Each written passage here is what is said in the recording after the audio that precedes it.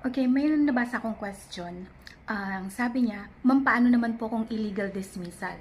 Okay, ano nga ba ang makukuha ng isang empleyado na tinanggal ng kanyang employer na hindi naaayon sa batas o sa due process na tinatawag? Okay.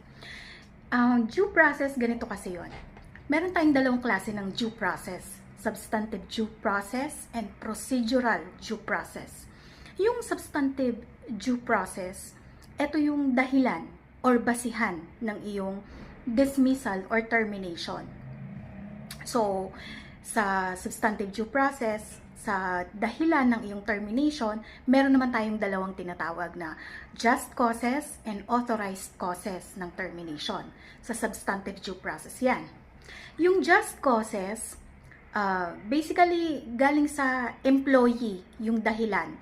Halimbawa, meron siyang ginawang serious misconduct, meron siyang gross negligence, meron siyang willful disobedience, or meron siyang fraud or willful breach of trust, ganon.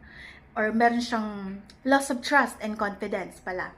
So, yun. Basically, yun yung just causes. Authorized causes naman galing sa employer. Ito yung retrenchment, redundancy, closure ng business operations, ganon. Pero, meron din yung under Article 299 ng Labor Code, sickness naman na hindi curable within 6 months. Ayun.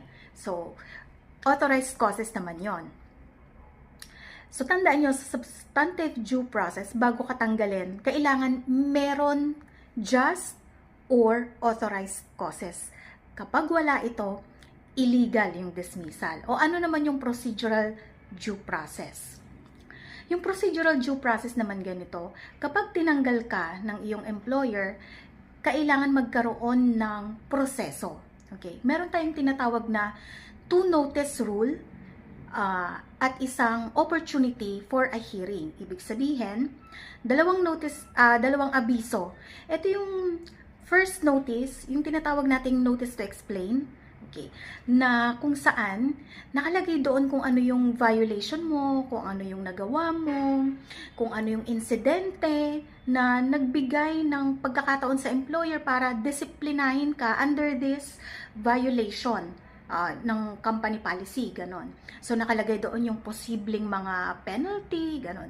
Bibigyan ka ng pagkakataon ngayon na mag-explain. And then, kapag nag-explain ka, yung second notice naman, another notice, sa dulo naman yon, ito naman yung notice of decision or notice of dismissal or notice of termination, ganon.